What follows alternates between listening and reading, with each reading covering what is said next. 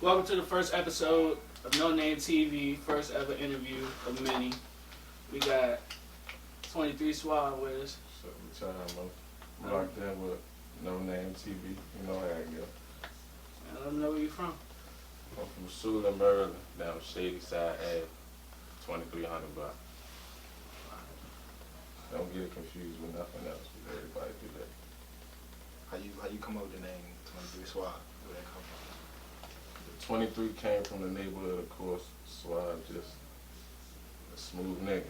So I threw that with it. I don't know if I'm gonna keep it, but I'm rocking with it for now. You think it mirror how you rap? Yeah, definitely, because I rap calm and collected. Like, you got really hit. What made you start rapping?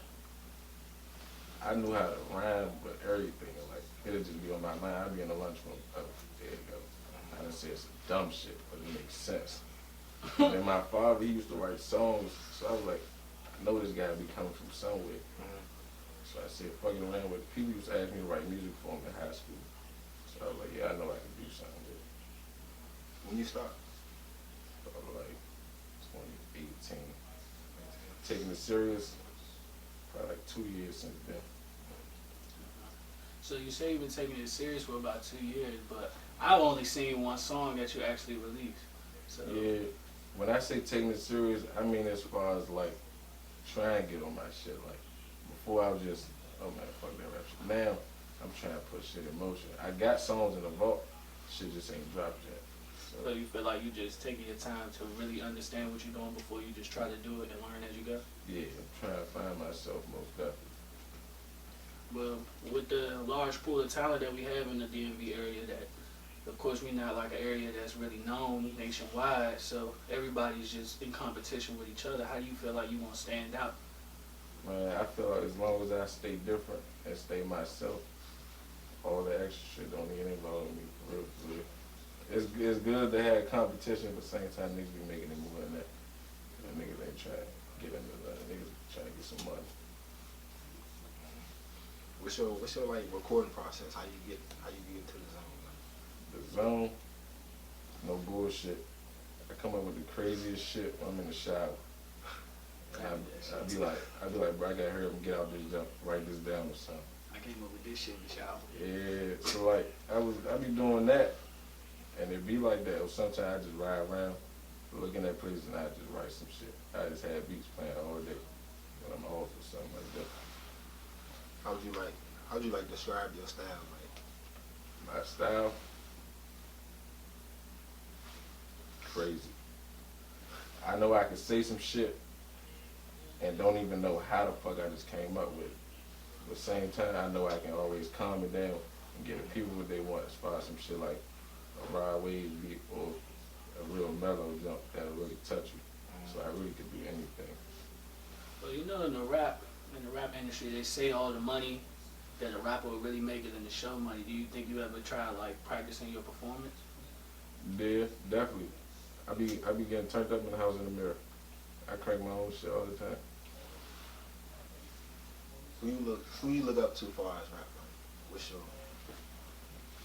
your Mount Rushmore type thing? Let me get you 4 up. Yeah.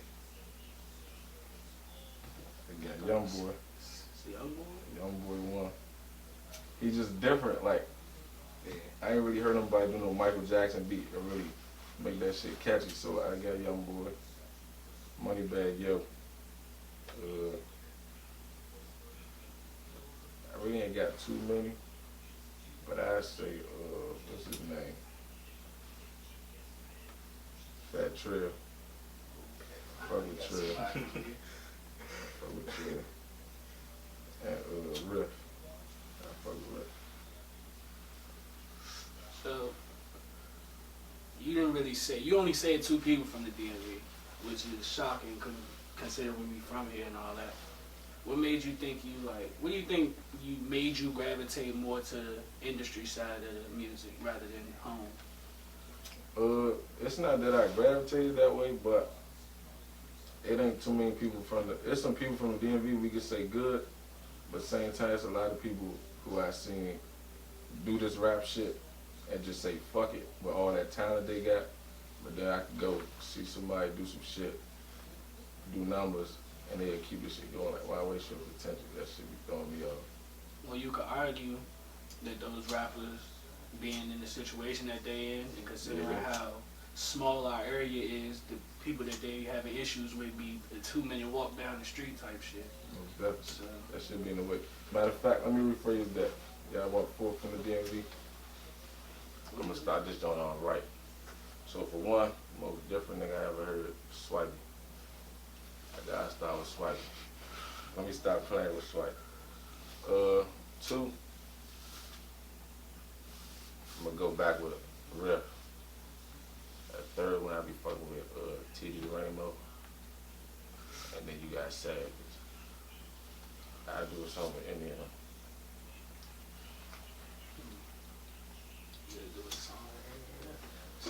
You feel like you gotta like it gotta be a genuine like a lock-in type thing, like y'all both fuck with each other, or would you actually pay for a feature? I in terms pay of for trying it. to get your name out there. I pay for a feature, and I know I'm gonna have to pay for it, but at the same time, I'm plugged in with a lot of people who got connections like that, so I could get one. It's not gonna be the highest number, being as though I know somebody, but it's gonna happen. What you think gonna take you to that next step? Next step, when I start dropping heavier shit. Like bruh said, I only got one song out right now. That shit be fucking me up, cause I got so much shit I could drop. Once I just start letting them roll out and they start knowing my name, it's just gonna be what it is. They gonna really hear me. A lot of people think I be bullshit, and I just be trying to get shit out the way first.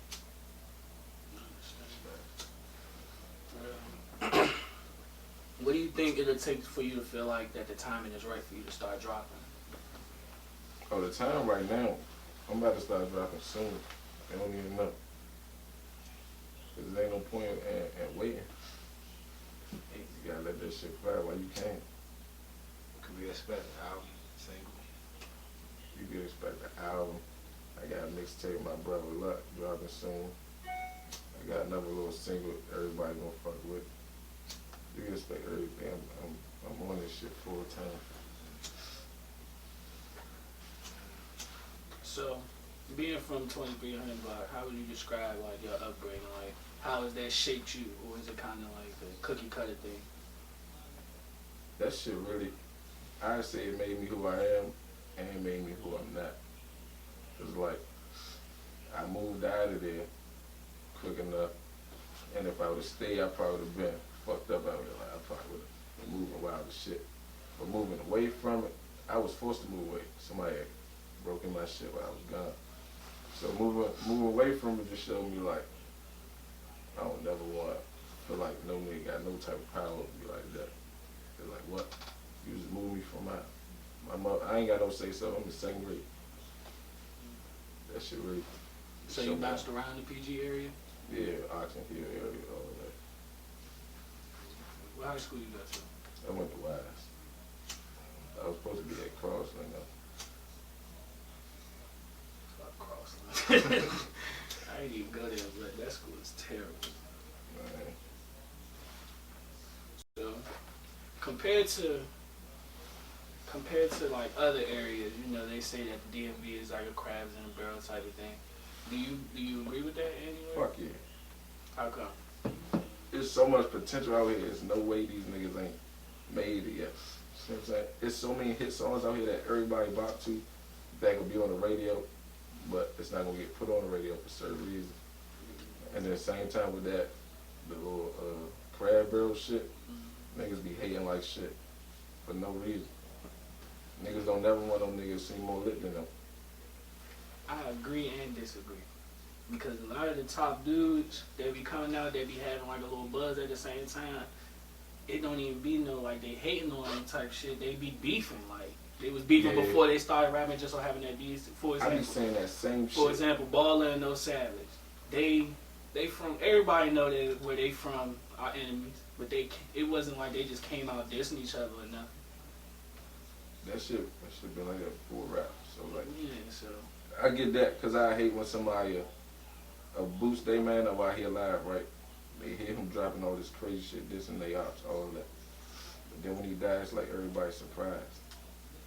Fuck, we surprised for it. And then they just say they hated on you.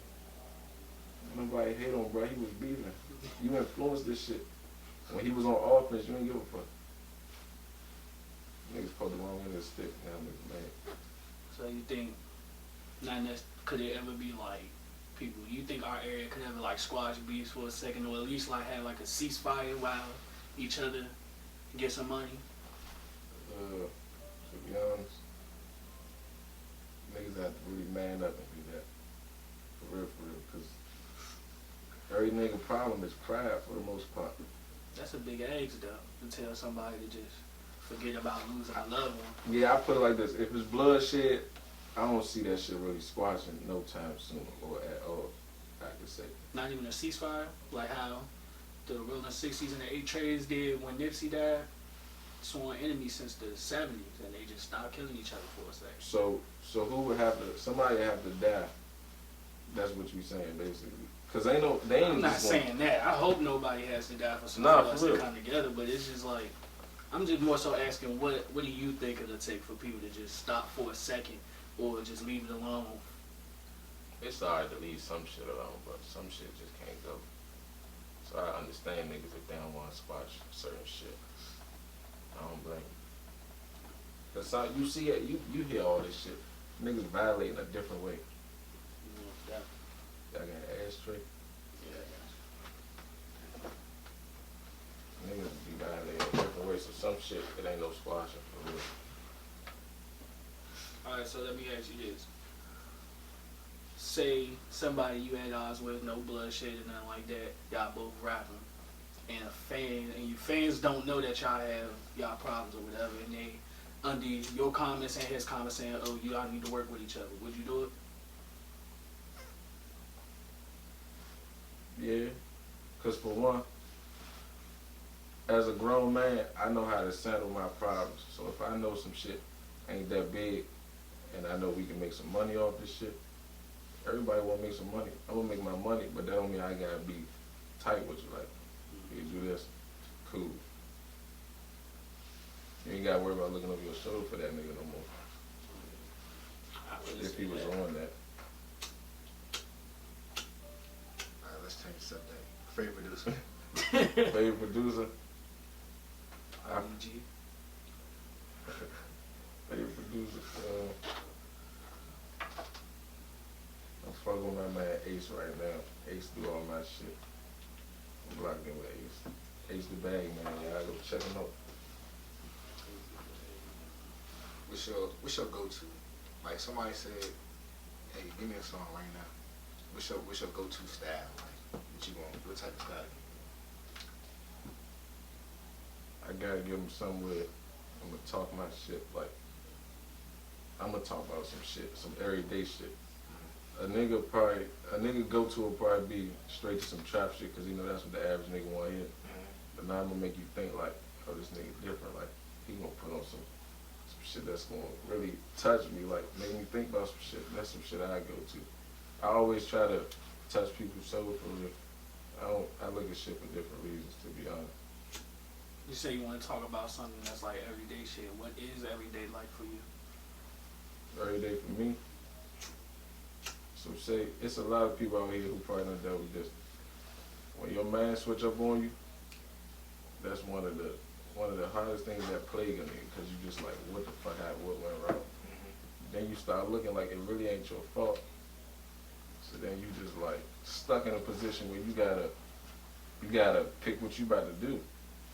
So niggas get fucked over the whole thought that niggas switch up for money. It really don't be that. It really be some shit that done happen, that niggas done miss down the line. Like, say y'all go somewhere and your man get into something and he don't like how you reacted because you wasn't right there with him.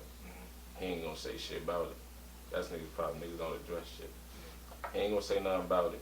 You gonna be sitting there hurt about it the whole time. Now you ain't hurt. You gonna just be sitting there thinking shit cool. You gonna notice him start acting different. Now you say, oh, this nigga switching up. Yeah. But same time, you don't know how to play it, because if the nigga would've said something, you would've knew what was going on. Now you just like, oh. So I'm gonna talk about the shit that your man, you gonna have to, it's some shit you just gotta sit down and talk about. Everything don't need to be a beef. Like, I just be trying to let niggas know that. At the same time, you got these That's like another thing I be talking about. you feel like I feel like 9 times out of 10, if 2 niggas beefing, it's like about a female. You think that's true? Females or some money. Niggas ain't getting no money, so 9 times out of 10 it is a girl. Maybe Nah, better nah, than maybe females. about Fuck 'em up. 7 of them. When you listen to music, any music, you listen to more the beat or the lyrics as a artist. Cause I know when I produce, like since I started producing, I don't even listen to the words no more. I just listen to the music, the sound and stuff. So as an artist, how do you look at listen to other music? What do you think? First off the bat, I gotta listen to that beat. If the beat some shit, I know I'm not rocking with it. Like a nigga turn that joint on the car, I be like, bro, turn this shit off. Yeah. I gotta hit the intro of the beat just to see how this joint about to kick off. Mm-hmm.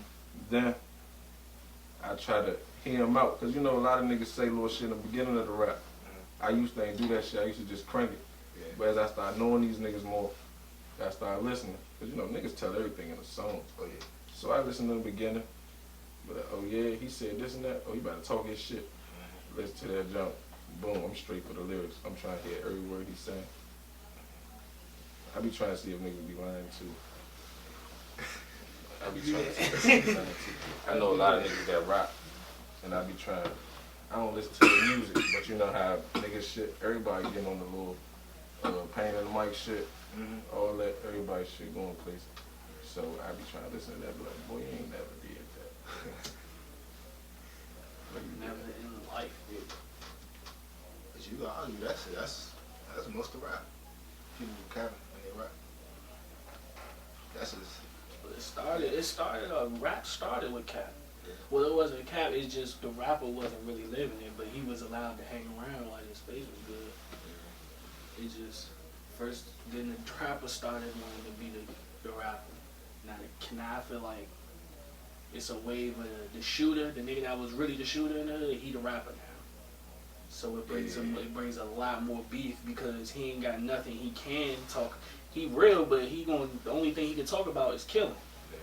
So Niggas because got that switch wave then blew up where people like Vaughn and Youngboy, they both killers, they both did what they had to do, but they was the niggas that was the shooter.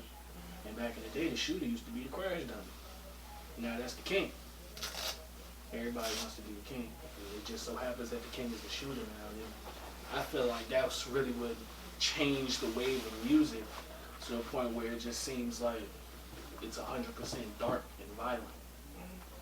But we need those people like Rod Wave, like Riff, even though he more of a trap artist, but he still got some shit. Even Flock and 23Suave, like you need people like that. But you could also argue that the rapping about shooting and shit or living that life, there's no longevity in